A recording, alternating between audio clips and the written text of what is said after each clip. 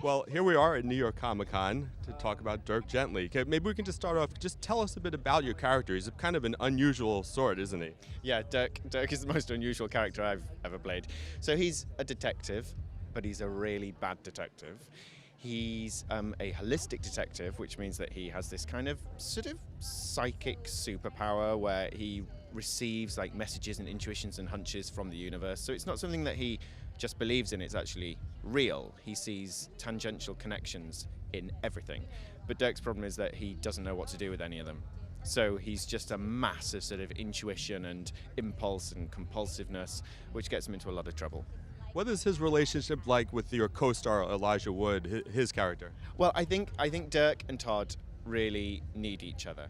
So Dirk thinks he's this amazing detective, but he's useless. Todd has absolutely no interest whatsoever in being Dirk's sidekick, assistant, or in solving mysteries. So you're kind of entering a world in which these two really incompetent people actually somehow muddle through, and they do need each other. I think the thing about a lot of these characters in the show is they're all lonely, they're all looking for connection. And Dirk's thing, of course, is that he sees connections in everything, but the one thing he can't do is connect with human beings.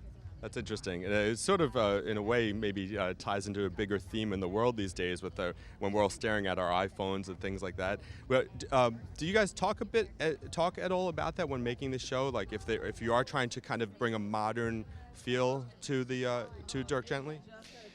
I mean, I think it feels, on the one hand, very modern. We've certainly sort of updated what Douglas Adams originally wrote, but also it feels fairly timeless. So it's not something that I think you'll look back at and feel that it's rooted in 2017. I think it's going to go beyond that. Last question then would just be: there was another book, and then there was an uncompleted book, I believe. Yeah. Well, is there a potential that we'll see those eventually, or do they all fit into this series? Well, actually, this season, in a way, starts off from the point of the unfinished third book. So we're going into a completely new world. I mean, Max Landis always says how do you adapt Douglas Adams? Because a lot of his stuff is in his observations and the writing. So actually, we've created a fairly new world. Oh, wow. All right. Well, thank you so much. Thank you.